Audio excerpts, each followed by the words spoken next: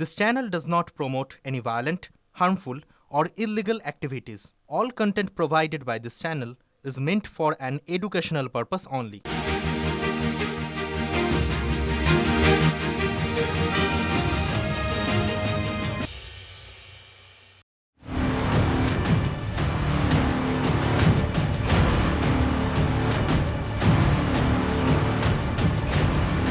থাপড়া মারলো এই করলে বাবাকেও মারলো রবীন্দ্রনাথ ভট্ট লাঠি মেরে হচ্ছে বাবা তখন পড়ে গেছে লাঠিটা চালিয়েছে লাঠিটা মেরে হচ্ছে লাঠি মারার ভাই বাবা অসুস্থ হয়ে পড়ে। নমস্কার, TV9 বাংলায় আপনাদের স্বাগত জানাই। আর 8টা মানেই হাজির ঠোঁটকাটা। আর আপনারা জানেন ঠোঁটকাটা হাজির মানে সেই সমস্ত বিষয়গুলো হাজির, যে সমস্ত বিষয়, যে সমস্ত প্রশ্নগুলো আপনাদের মনে এসেছে। এক লাথি মানে কিক, একটা লাথিতে 80 ঊর্ধ্ববৃদ্ধকে মেরেই ফেললেন কাউন্সিলর। ভাবুন, এ রাজ্যের ঘটনা। কাণ্ডজ্ঞান হারিয়ে শাসক কাউন্সিলর এমন জোরে লাথি মেরেছেন, তুলসীচরণ অধিকারীর অশীতিপর শরীর সেটা সহ্য করতে পারেনি। অভিযোগ তার পরিবারে। অনাকাঙ্ক্ষিত ঘটনার জন্য সরাসরি তারা কাউন্সিলরকেই দুষেছেন। থানায় অভিযোগও দায়ের হয়েছে, তাও ভালো, পুলিশ শাসক বলে অপেক্ষা করেনি। সন্ধ্যায় আটক করা হয়েছে ব্যারাকপুরের 23 নম্বর ওয়ার্ডের ওই কাউন্সিলর রবীন ভট্টাচার্যকে। আর এই গোটা ঘটনায় সাক্ষী থেকেছেন তুলসীচরণের ছোট ছেলে। সকাল সকাল তাকে নাকি কাউন্সিলর গালমন্দ শুরু করেন। তুলসীচরণের কানে গিয়েছে, তিনি ঘর থেকে বেরিয়ে আসেন, কলার ধরেন ওই কাউন্সিলরের, ব্যাস। তারপর আর কি, মুহূর্তের মধ্যে এই ঘটনাটি ঘটে যায়, এই অনাকাঙ্ক্ষিত ঘটনাটি ঘটে যায়। ব্যারাকপুর ক্যান্টনমেন্ট হাসপাতালে তাকে নিয়ে যাওয়া হয় বৃদ্ধ তুলসীচরণকে, কিন্তু ততক্ষণে যা হওয়ার হয়ে গিয়েছে, তাকে বাঁচানো যায়। কাউন্সিলর এসে আমাকে অকাত্য ভাষায় গালাগাল দিচ্ছে সকালবেলা, বুঝেছেন, মানে গালাগাল মুখে আনা যায় না। তাতেও কাউন্সিলর কিছু বলে, যেহেতু কাউন্সিলর একটা ভদ্রলোক আওয়াজ শুনতে পেয়েছে ভেতর থেকে। বাবা তখন এসে আমাকে বলছে কী হয়েছিল রে, আমি বলে এই ব্যাপার। বাবা চত দেখি কী বলছে শুনে আসি। গিয়ে বলে দাদা কী হয়েছে বলছে, বাবাকে হট করে বাবাকে বলছে এই করতে, তুই বাবাকে গালাগাল দিয়ে বলছে তুই আমাকে দালালি করতে এসেছিস বলে। বাবা সবাই যেই গালাগাল দিয়েছে, বাবার সমস্ত কলারটা ধরেছে। আমাকে তখন 2-3 থাপড়া মেরেছে কাউন্সিলর 2-3 থাপড়া মেরেছে। তুই এখানে বাবাকে নিয়েছিস আমাকে মস্তানি করার জন্য। হাজবেন্ডের গায়ে হাত দিয়েছে, এবার সেটা দেখে কোনো বাবা কি চুপ থাকতে পারে? তারপরে তো বাবাকে ঠেলে পর লাথি মেরেছে এমন জায়গায়, বাবা তোর সঙ্গে সঙ্গেই বাবু ওখানেই বাইরে হয়ে গেছে। এই তো আমি শুনছি আমার বাবা আর নেই। সে 81 বছর বয়স, আমাদের কথা হলো ওনাকে কিভাবে উনি লাথিটা মারলো। কাউন্সিলর ভালোভাবে এসে জিজ্ঞেস করতে পারতো আগে যে কি ঘটনা ঘটেছে রে, কি হয়েছে বা কিছু। উনি কিছু না শুনেই আগে অকথ্য ভাষায় গালিগালাজ করলো, ওর গায়ে হাত দিল। এত উদ্ধত্ত কেন, কি কারণে? রবীন ভট্টাচার্য মানে ওই কাউন্সিলর যার কথা বলছেন, যিনি লাথি মেরেছেন, তিনি উল্টে বাবা ছেলের ঘাড়ে এই ঘটনার দোষ বা দায় যাই বলুন না কেন সেটা তিনি চাপিয়ে দিচ্ছেন। তিনি বারবার বলছেন যে ওই বৃদ্ধ তুলসীচরণই তাঁর কলার ধরেছেন, চড়থাপ্পড় মেরেছেন, তিনি নাকি কিছুই করেননি, অসুস্থতা থেকেই নাকি তাঁর মৃত্যু হয়েছে। আপনাদের শোনাবো কি বলছেন তিনি, তার মুখ থেকেই। অধিকারী আমাকে মারধর করেছে, গালাগালি করেছে। আমার শ্বশুর একটা চড় মারা, একটা পিঁপড়েকে মারার মতো মানুষ উনি নয়, সেখানে একটা কাউন্সিলরকে মারা তো বহুত দূরের ব্যাপার। উনি নিজে অসুস্থ ছিলেন, ওনার মৃত্যুর জন্য দায়ী হচ্ছে ওনার ছেলে হেমন্ত, যে তার অসুস্থ বাবাকে নিয়ে এসে ওখানে চিৎকার চেঁচামেচি করে আমাকে গালাগালি করেছে, মারধর করেছে। আমার শ্বশুরমশাই তো বাড়িতে এসে টিফিন খেতে, উনি তো এমন না যে অসুস্থ ঘরে শুয়ে আছে যে একটা ধাক্কা দিলে সে মারা যাবে। আপনারা পুরো পাড়ায় জিজ্ঞেস করলে জানতে পারবেন যে উনি কিরকম মানুষ। উনি এই অপমানগুলো নিতে পারেনি। কাউন্সিলরকে গিয়ে জিজ্ঞেস করুন উনি কেন এরকম করলো। আমি ওনার সাথে কিছু করিনি, উনি চিৎকার করেছে, উনি আমার কলার ধরেছে এরমভাবে, উনি কলার ধরেছে, গালাগালি দিচ্ছে। আমি মিডিয়ার সামনে গালাগালিটা বলছি না। এখনই ওখানে 4 জনকে সাজিয়ে বলে দেবে যে এই ঘটনা ঘটেনি, আমার শ্বশুরই মেরেছে, উল্টে এটাও বলে দেবে, আমরা জানি। সোমেন মজুমদার বলে একজন ছিল, তাকেও উনি মেরেছেন, তাকেও গালাগালি করেছেন। হ্যাঁ, বৃদ্ধ কলার ধরেছিলেন, সেটা তুলসীচরণের ছেলে হেমন্ত অধিকারী তিনিও স্বীকার করেছেন। তবে বুড়ো হাড়ে 81 বছরের বৃদ্ধ, তিনি কাউন্সিলরকে ধরে পেটাবেন, চড়থাপ্পড় মারবেন, এটা কতটা বিশ্বাস করা যায় বলুন তো? তুলসীচরণের স্মৃতি বিভ্রম তো হয়ে যায়নি যে এই নয় যে কাউন্সিলরকেও তিনি চিনতেন না। তাহলে কি এমন ঘটেছিল যার জন্য ঘর থেকে বেরিয়ে এসে এলাকার ওয়ার্ডের কাউন্সিলরের কলার ধরতে হয়েছিল এই অশীতিপর বৃদ্ধকে?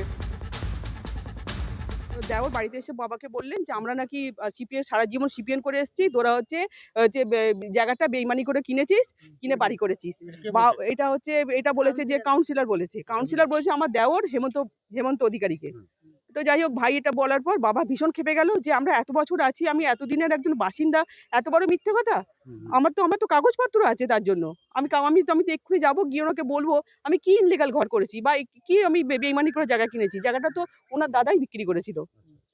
সমস্ত কাগজপত্র আমাদের কাছে আছে। তারপরে বাবা ওই জন্যই রেগে গিয়েছিলেন, রেগে গিয়ে ওইটা কাউন্সিলরকে বলতে গিয়েছিলেন, রবীন্দ্রনাথ ভট্টাচার্যকে এটাই বলতে গিয়েছিলেন যে দাদা আপনি কি বলছেন, আমি হচ্ছে বাড়ি ঠিকঠাক করিনি, আর তাহলে আমার কাগজপত্র তো কথা বলবে। আমি এসে চা খাচ্ছিলাম, সেখানে এসে তুলসী অধিকারী আমার গলা ধরে, আমার মা বাবা তুলে খিস্তি করে। 100% ইচ্ছাকৃত।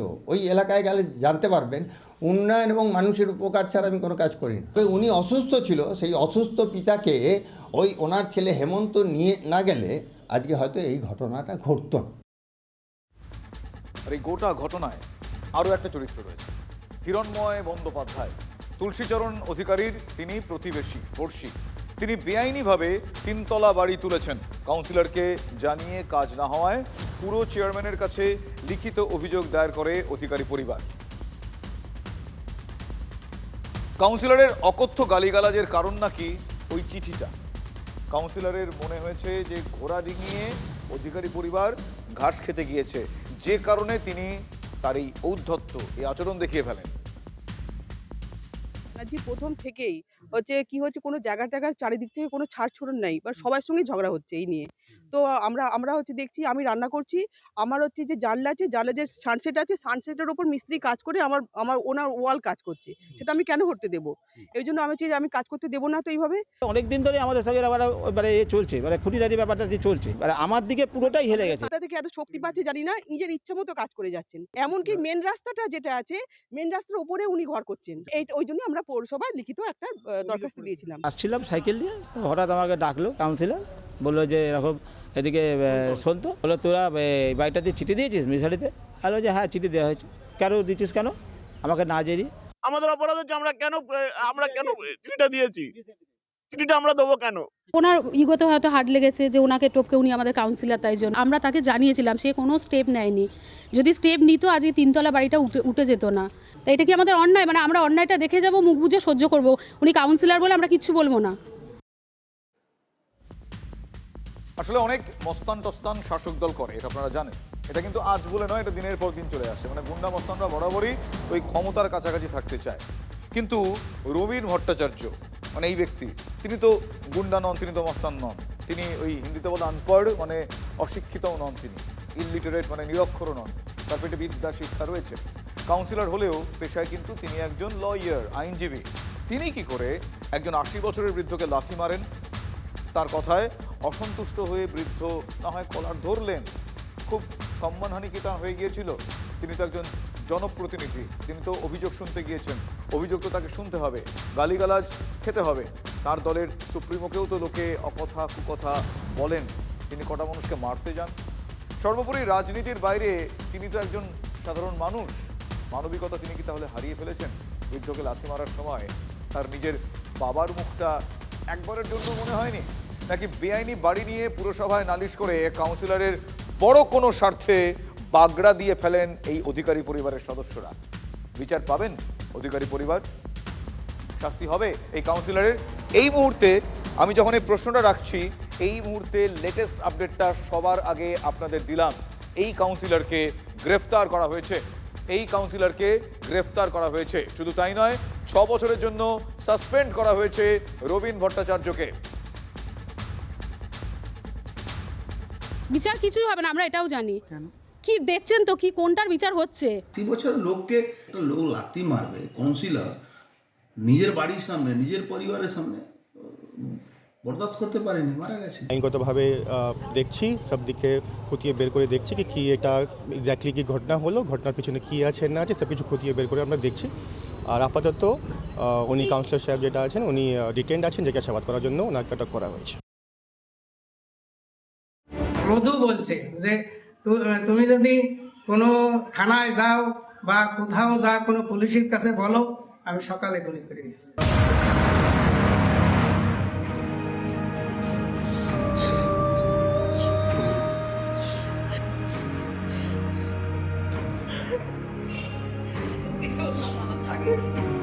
সবাইকে ছাড়ে আমি অন্য জায়গায় চলে আসছি।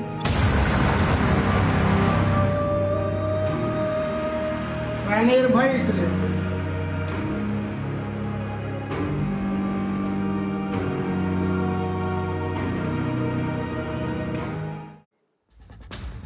ব্যারাকপুর থেকে 60 কিলোমিটার দূরে নদিয়ার রানাঘাট, সেখানে যুব তৃণমূল নেতার অত্যাচারে বৃদ্ধ দম্পতিকে ঘর ছাড়তে হয়েছে। তারা বাধ্য হয়েছেন, এতটাই উৎপাত, ঘরদোর জমি জায়গা একেবারে জলের দরে বেচে দেওয়া বলে, সেই জলের দরে বেচে তারা চলে গিয়েছেন।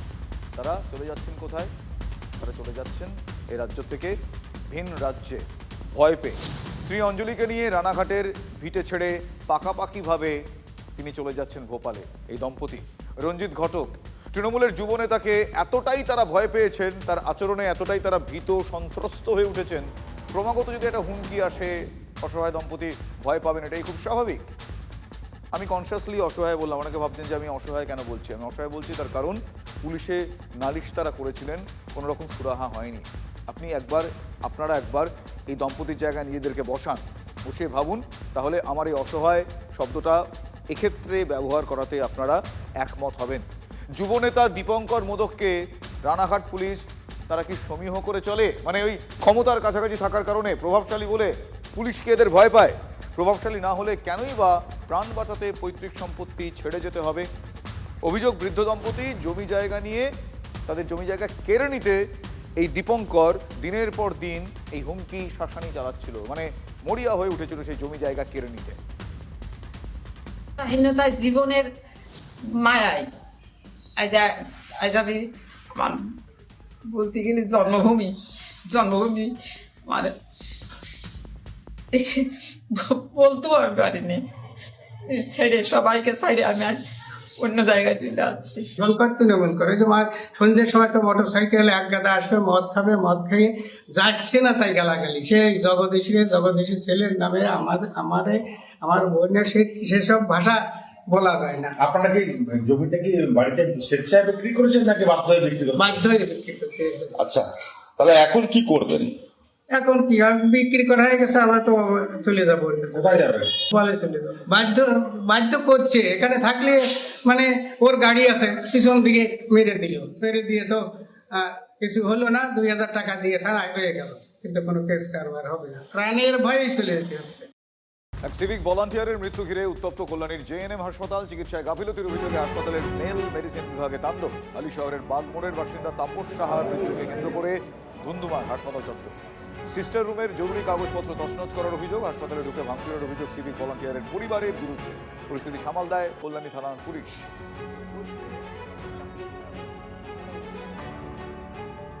আমার কাছে যেটা খবর এসে, পেশেন্ট অ্যাকিউট পেন অ্যাবডোমেন, পেটে ব্যথা নিয়ে ভর্তি হয়েছিল।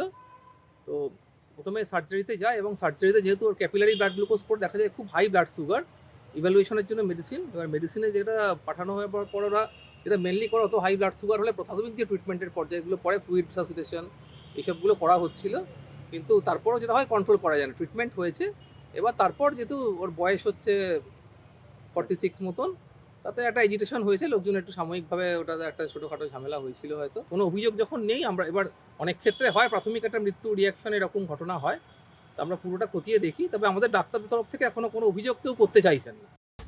কোচবিহারের পর আলিপুরদুয়ার আবারও ভাঙল উন্নয়নের সেতু। ফালাকাটায় বঙ্কিম সেতু ভেঙে উজনাই নদীতে পড়ল ডাম্পার। অল্পের জন্য প্রাণে বাঁচলেন ডাম্পার চালক। দীর্ঘদিন রক্ষণাবেক্ষণ হয়নি সেতুর, অভিযোগ স্থানীয়দের।